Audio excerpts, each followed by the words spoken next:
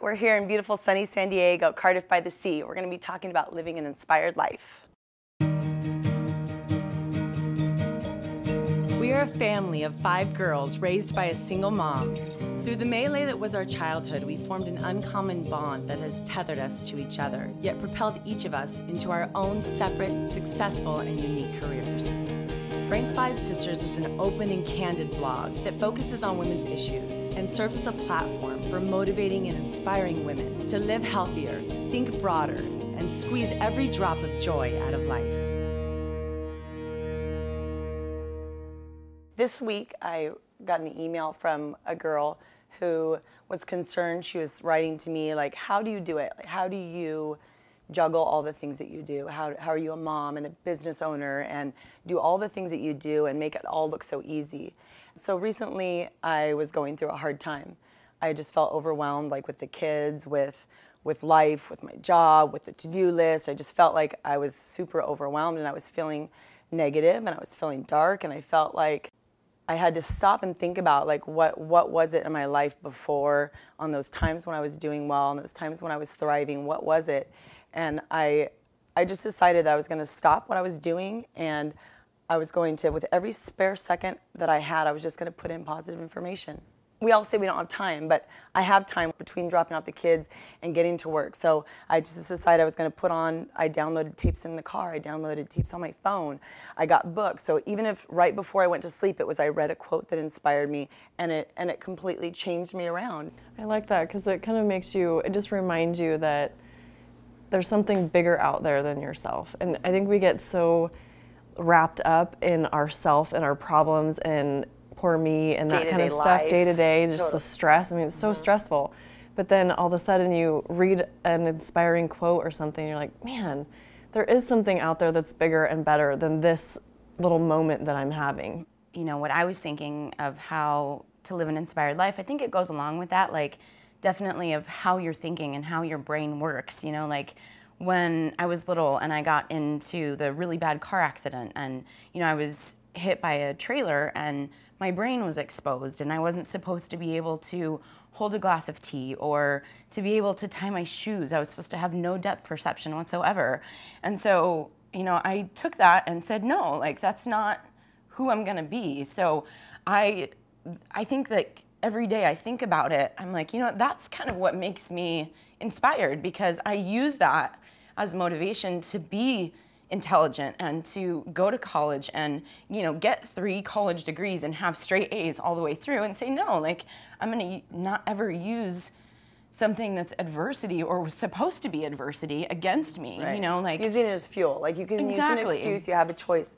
You can use it as fuel or you can use it as an excuse. Yeah, I think we can all relate to that a little bit, you know, just having a hard childhood and, you know, not having very much money growing up and having to go to college and, you know, pick ourselves up by our own bootstraps. And, you know, I think everybody when they're younger has like these dreams, like, you know, I want to save the world and I want to rescue the animals and I want to be an astronaut. And, you know, you have these dreams and stuff when you're younger. And that's how I felt. I was, you know, I felt really just full of life. You know, you save money and you do everything that you can do when you're younger, but really then let you start growing up and you get married and you have to go to college and then you have debt and then you have kids and you have a family and you have a mortgage. And I think it's just a road away at those dreams, you know. Like, right, and it's scary. Like all of a sudden you get older and you're like, whoa, like, is this what I'm going to be doing for the rest of my life? Like, do I really want to, you know, sit at a desk for the rest of my life, or do I want to,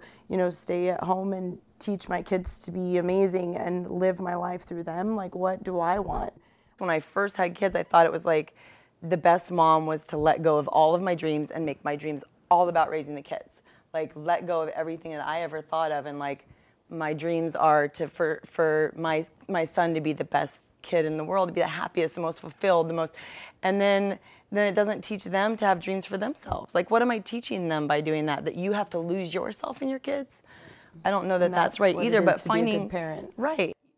even when you're 60, you're not too old, like our mom just started a business and she's 60 and she, retired and is taking a whole new path. And so I think that no matter how old you are, and I think she's also happier than she's been, Ever been. in a really long time, ever. Yeah. And, it was scary for her at first to open up a business and move and all that. And she's bliss, she's like loving life. And I think it's great. yeah. And it's not really even things maybe perhaps in your childhood that you're having to go back and find inspiration. You can find inspiration anywhere. Yeah. Even if you have to stay at a job that, you have to pay the bills, and we have to sometimes be at jobs that we don't like or that are totally uninspiring.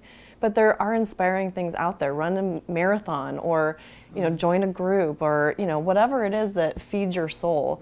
There's something out there, even if it's not work related. It can just be something outside of work that still fulfills you. Yeah. What is it? What is it inside of you that makes you forget about food, that makes you forget about sleeping, that you can Keeps you up at yeah, night. that like that you can get like. I thought mine was going to be nursing, and I didn't really know that wasn't going to fulfill me. And now all of a sudden I'm doing Kaya, and I'm coaching, and I'm sleeping 5 hours a night, and I don't care. Yeah, and what we were talking too about, that you work all day long and you feel like you need to come home and decompress, so you come home and you treat yourself by watching TV, when really you can do that for the rest of your life, and your whole life will be watching TV. And, even if you just take care of yourself a little bit, and cut down that TV time and do even 1 hour a week volunteering is so fulfilling. And taking baby steps toward, just one little thing, like how Amy's saying running a marathon. It's like you run 1 mile and then all of a sudden you're like, oh, that was pretty cool. I feel really good, and then all of a sudden you run 2 miles, and then you're running 4 miles, and you're running 8 miles. And then you're like, oh my gosh, like nothing can get you to sit on the couch. You're like, I have to go run. And you get all into your shoes and your gear and your everything. So, just those little baby steps, I think that really help. So I think sometimes we just feel like, gosh, how do I find inspiration? It's like, it's not gonna just fall into my lap from the sky. You have to be searching for it and seeking it. And in doing that, you have to wake up early, or you have to find that time in your life. And for me, at nighttime, I get Stella to bed, and it's like dinner, bed, and then by that time I'm beat. Like it's not gonna be time for myself, So for the morning, it's like those magical hours in the morning before the sun wakes up, or before, like as the sun's rising or whatever. It just feels inspiring to me. And looking outside and going outside for a run, or just going outside for a walk, or using some, an hour of quiet meditation, doing something that feeds your soul, it just makes me feel more inspired and ready to go take on the world if that's what I feel like I want to do, or, run my business and be a better mom and be a better wife, be a better sister. It just, having that time for myself is so important. And I think a lot of times when I talk to my patients about this kind of stuff, they feel selfish. They feel like, I can't do that. I can't take time for myself. Like even 10 minutes, they feel bad about it. And it's just crazy. It's like, It is, I think, a subconscious thing. Like if you don't ever take that time for yourself, and you don't ever allow that time for yourself, then the quality of time you spend with your kids isn't as good. And I'm not available as I would be. Like if I get up and work out or have that time in the morning, and my time it has to be in the morning, because otherwise things get in your way. But if I've had that time, then when I'm with the kids, then I'm present, and I'm like, okay, now I'm ready to really give you all of my heart. Now I'm really ready to sit and listen to what you're saying in your story, and I'm not thinking, about a million other things while I'm spending time with you. Well, and I think it's creating habits too, because even before you have kids, I think it's really important because as women, we're just busy. We make things up, kids, family, work, whatever it is. It's not about the kids. It's about creating healthy habits that last forever.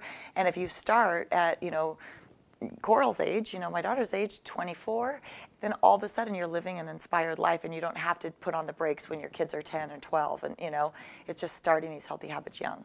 And, for me, my inspiration comes from taking care of the foundation, you know, really like making sure that the foundation of your life is well taken care of, because you can't live a truly passionate and inspired life without being fit, without adding exercise and really good whole food nutrition into your diet. You know, I don't think everybody knows we should exercise and we should eat right, but they don't understand like the magnitude of that 1 hour in your 24 hours of day, that 1 hour. If you work out and you move your body, you will live a completely different life. You feel on fire, you feel sexy, you feel you have a better relationship with your husband, you have all these things because you're asking your body to do things that it was intended to do from the very beginning. Most people know 80% of how you look and how your body is what you put in your mouth. So, you know, thinking about that, I mean, I think that there's such a disconnect with like what we eat. But then when you look at it, you're like, you're feeding your body. This is a machine. And so everything you put in your mouth is what thrives you and what makes you inspired. And if you're eating, you know, these foods that drag you down and make you tired, you know, I don't have time to work out and I don't have time to make a salad. Well, it's just, it's not the case. It's the first thing that goes. Like, Totally. The first thing we run out of time, as soon as you get a little bit short on time, exercise goes out the window. Right, and it should be the I think we're way last. more chemical beings than we like to admit. Right. And so the hormones that you release from working out make you completely have a different mindset, and it's so powerful. It's way more powerful than people realize. Women in general, I think when they don't eat healthy and they don't exercise, they don't realize that they're feeling crappy. Right. They're just going day to day and think this is life. I'm And then- exhausted because my kids because make Because me of my tired. situation. Yeah, Right, exactly. right. And they use that instead of, you know, when they start doing that, when they start eating healthy and they start exercising, it's like, wow.